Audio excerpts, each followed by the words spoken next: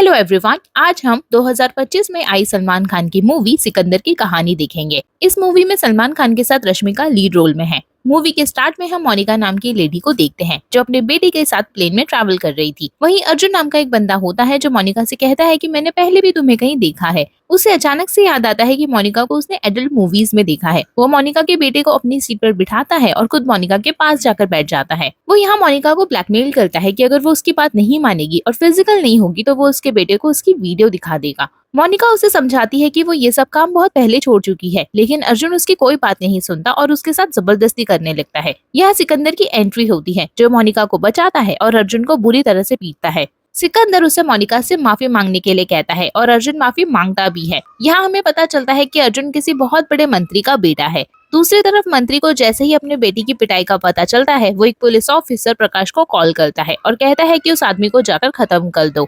इसके बाद हम प्रकाश को देखते हैं जिसका ट्रांसफर राजकोट होता है और वो पुलिस फोर्स लेकर सिकंदर के महल आता है। महल देखकर वो काफी शॉक हो जाता है। यहाँ उसे अपने कलीग से पता चलता है कि सिकंदर कोई आम आदमी नहीं बल्कि राजकोट का राजा है। प्रकाश कहता है कि भले ही वो राजा हो, लेकिन हमारा देश बहुत साल पहले ही आजाद हो चुका है, इसलिए अब कोई राजा नहीं रहा। जिसके बाद प्रकाश सिकंदर की वाइफ साइश्री से मिलता है। साइश्री कहती है कि हमें तो पहले से ही पता चल गया था कि पुलिस यहाँ आने वाली है, और ये बात सुनते ही सिकंदर को पुलिस स्टेशन गए हैं। साथ ही साइश्री प्रकाश को बताती है कि सिकंदर हमेशा ही मारपीट करके आते रहते हैं, इसलिए आप उसे अच्छे से सबक सिखाओ। वो प्रकाश से ये भी कहती है कि पुलिस की कार सेफ नहीं है, इसलिए आप लोग हमारी कार में जाइए। ये सुनकर प्रकाश थोड़ा सोच में पड़ जाता है, लेकिन जैसे ही वो बाहर देखता है तो वहाँ काफी लोग जमा हो चुके थे। एक्चुअली ये सभी लोग सिकंदर को बचाने के लिए वहाँ पर आए थे और उन्होंने पुलिस की कार को तोड़ दिया था। प्रकाश सिकंदर की कार से वापस पुलिस स्टेशन आता है तो देखता है कि वहाँ पर भी काफी लोग थे। वहाँ सिकंदर प्रकाश का इंतजार कर रहा था। साथ ही वहाँ प्रकाश के सीनियर्स भी थे और वो प्रकाश को डांटने लगते हैं कि उसे इस केस को ऐसे हैंडल नहीं करना चाहिए था।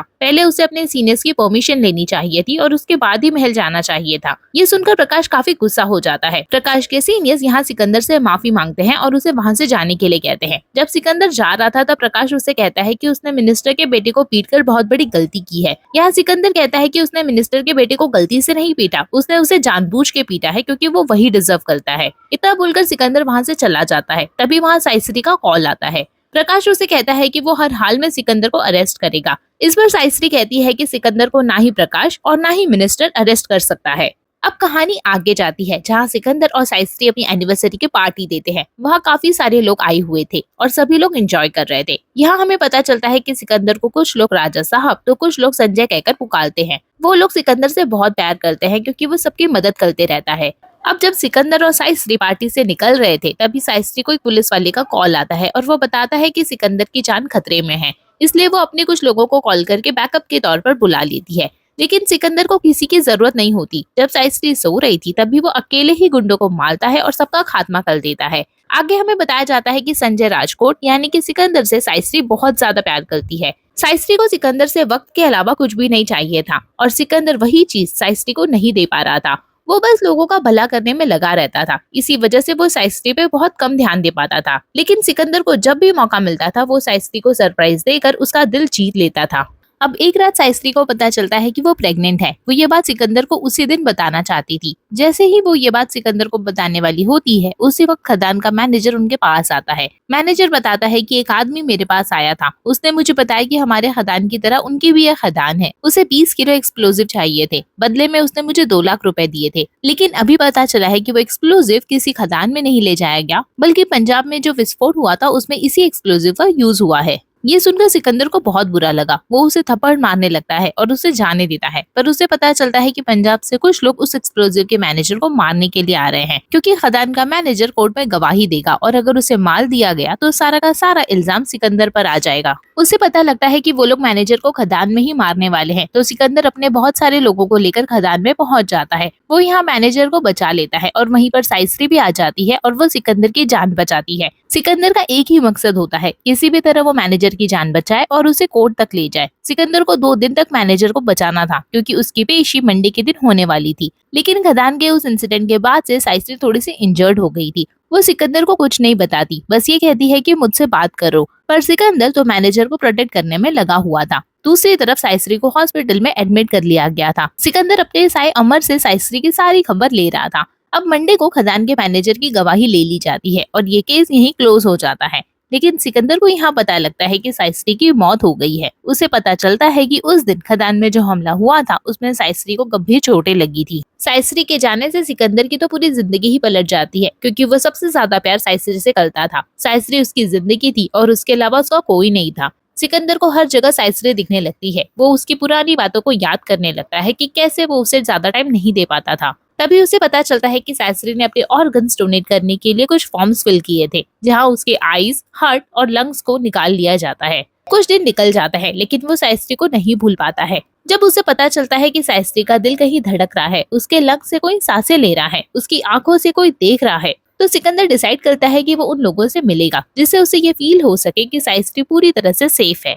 वो साइस्री को तो नहीं बचा पाया, लेकिन वो उन लोगों से जरूर मिलेगा। सिकंदर अपने लोगों को लेकर सीधा महाराष्ट्र पहुंच जाता है, क्योंकि वो लोग यही रहते हैं जिन्हें साइस्री के ऑर्गन्स मिले हैं। एक छोटा बच्चा है कमरुद्दीन, जिसे साइस्री के लंग्स मिले हैं, जो कि धारावी में रहता है। इसलिए सिकंदर तुरंत ही धारावी में कमरुद्दीन से मिलने के लिए चला जाता है। सिकंदर देखता है कि वहाँ की हालत काफी खराब है। कमरुद्दीन को लंग्स तो मिल गए हैं, लेकिन यहाँ इतना ज्यादा पोल्यूशन है कि कमरुद्दीन कभी भी मर सकता है। साथ ही वहाँ ऐसे बहुत सारे लोग हैं जिनकी तबीयत अक्सर ही खराब रहती है और उनके लंग्स भी खराब हैं। सिकंदर पता लगाता है कि कासी नाम के एक आदमी ने यहाँ की जमीन खरीद ली है, और वो आदमी यहाँ सिर्फ और सिर्फ कूड़ा डालता है, जिससे यहाँ के लोग जमीन बेचकर भाग जाएं। इस तरह से उसने बहुत सारी जमीन खरीद ली है।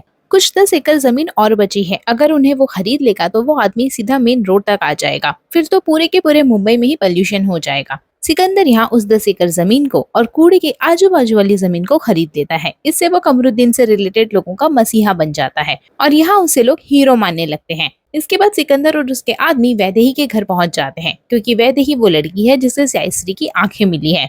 यहाँ पहुंचकर वो दिखता है कि वैदेही के घर का माहौल काफी अलग है और वो यहाँ बहुत घुट घुट के रह रही है। उसका पति भी उसका सपोर्ट नहीं करता और उसके ससुर छोटी सोच वाले हैं, जिसकी वजह से वैदेही को फ्रीडम नहीं मिल पाती। वैदेही को आंखें मिल जाने के बाद भी वो लोग वैदेही को सपोर्ट नहीं करते। इसके बाद हमें निशा नाम की लड़की के बारे में बताया जाता है, जिसे साइस्री का हार्ट मिला है, लेकिन निशा की हालत कुछ दिनों से खराब है। उसकी हार्ट बीट थोड़ी स्लो हो गई है और उसे कुछ दिनों से प्रॉब्लम हो रही है। तो सिकंदर दुनिया के स्पेशलिस्ट डॉक्टर से बात करके और ऑनलाइन कंसल्टेंसी दिलवा कर निशा को पूरी तरह से ठीक करवाता है।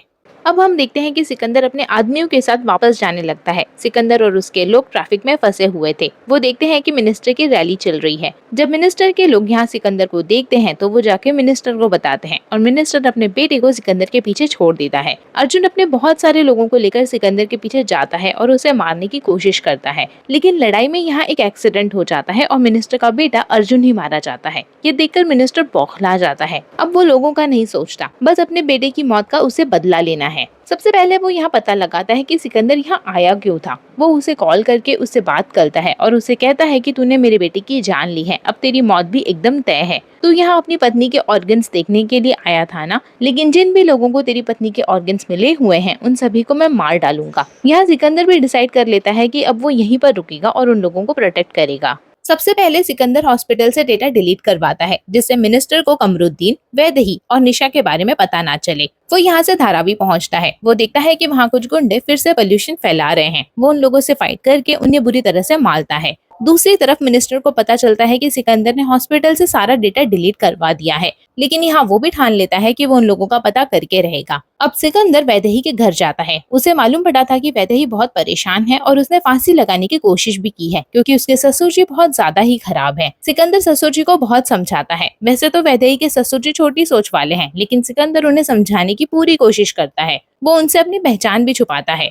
दूसरी तरफ मिनिस्टर को सिकंदर के खदान के मैनेजर के बारे में पता चल जाता है। वो उसका झूठा कन्फेशन रिकॉर्ड करवा लेता है कि पंजाब में जो बॉम्ब ब्लास्ट हुआ था उसमें सिकंदर का हाथ है। कन्फेशन रिकॉर्ड करवाते ही मिनिस्टर उसे मार डालता है और वो यहाँ सिकंदर को फंसा देता है। उसने सिकंदर को महाराष्ट्र पुलिस की वांटेड लिस्ट में डाल दिया था। सारी महाराष्ट्र पुलिस अब सिकंदर को ढूंढने लगती है। इसके बाद सिकंदर को निशा के बारे में पता लगता है कि निशा का एक सीरियस रिलेशनशिप रह चुका है, जिसमें उसका बॉयफ्रेंड उसे छोड़कर जा चुका था। इसलिए निशा को हार्ट की प्रॉब्लम होने लगी थी। अब सिकंदर को निशा के एक्स बॉयफ्रेंड को भी सबक सिखाना था, इसलिए वो जिम में जाता है, जहाँ पर निशा के एक्स बॉयफ्रेंड का चाचा भी मौजूद था, जो कि पुलिस वाला है। सिकंदर यहाँ चाचा भतीजे को बुरी तरह से मारता है। इसके बाद सिकंदर वापस से धारावी जाता है, क्योंकि वहाँ पर पोल्यूशन हद से ज्यादा बढ़ने लगा है। भले उसने आजू बाजू की जमीन खरीद ली थी, लेकिन जो जमीन काशी की है वहाँ बहुत ज्यादा पोल्यूशन हो रहा था। अब वो काशी के पास पहुँचता है और वो उसकी बिल्डिंग में बहुत सारे एक्सप्लोजिव फिट करता है। सिकंदर उससे सारी जमीन खरीद लेता है ताकि वहाँ अब कोई पोल्यूशन ना हो सके। अब हमें बताया जाता है कि पूरे मुंबई में सिकंदर के वांटेड वाले पोस्टर लग चुके हैं और पुलिस यहाँ सिकंदर को ढूंढ रही है। वैदेही के घर में भी सिकंदर के बारे में बातें होने लगती हैं कि वो तो एक वांटेड है और हमारे घर में वो एक डॉक्टर बन के आया था। दूसरी तरफ हम कमरुद्दीन को देखते हैं जिसकी हालत बिगड़ने लगती है, इसलिए उसे तुरंत ही हॉस्पिटल ले जाया जाता है। वहाँ और भी लोगों की तबीयत खराब हो गई थी, इसलिए उन्हें भी हॉस्पिटल ले जाया जाता है। मिनिस्टर ने भी पता लगा लिया था कि साइसरी के ऑर्गन्स आखिर किस किस को मिले हैं, इसलिए अब वो पुलिस वालों को और गुंडों को इनके पीछे छोड़ देता है। वो कहता है कि चाहे कुछ भी हो जाए पर इन्हें मारना बहुत जरूरी है। यहाँ धारावी में लोगों की हालत खराब थी, इसलिए सिकंदर वहाँ उन लोगों की मदद कर रहा था। वैदेही के घर मिनिस्टर के लोग पहुंच जाते हैं, लेकिन वैदेही और उसकी फैमिली तो सेंट्रल हॉस्पिटल में थी। वहाँ पर सिकंदर के और भी बहुत लोग थे। उन्हें सिकंदर की असलियत के बारे में पता चल जाता है कि साइसरी के ऑर्गन्स इन सभी के पास हैं और वो राजकोट का राजा है। वो यहाँ सबकी मदद करने आया है। अब वैदेही की फैमिली और निशा की फैमिली हॉस्पिटल पहुंच गई थी। वहीं पर कमरुद्दीन भी एडमिट था। यहाँ पर मिनिस्टर के आदमी भी पहुंच जाते हैं और वो कैसे भी करके बस इन सबको मारना चाहते थे। लेकिन यहाँ सिकंदर के साथ साथ ऐसे बहुत सारे लोग भी थे जो कि इन सभी को प्रोटेक्ट करेंगे। सिकंदर यहाँ इन सभी लोगों से फाइट करता है और उन लोगों को बुरी तरह से मारता है। सिकंदर ने गुंडों से लड़कर सभी को बचा तो लिया था, लेकिन उसे मालूम पड़ता है कि इन सबके पीछे कोई और है, यानी कि मिनिस्टर है, और उसे सबक सिखाना बहुत जरूरी है। सिकंदर अब मिनिस्टर के पास जाता है और उसे बुरी तरह से मारता है और इसी के साथ ये मूवी यहीं पे एंड हो जाती है। आई होप आपको ये वीडियो पसंद आया हो। प्लीज इस वीडियो को लाइक एंड शेयर करें, मेरे चैनल को सब्सक्राइब करें and hit the bell icon. इस वीडियो को एंड तक देखने के लिए आप सभी का दिल से शुक्रिया। Thank you.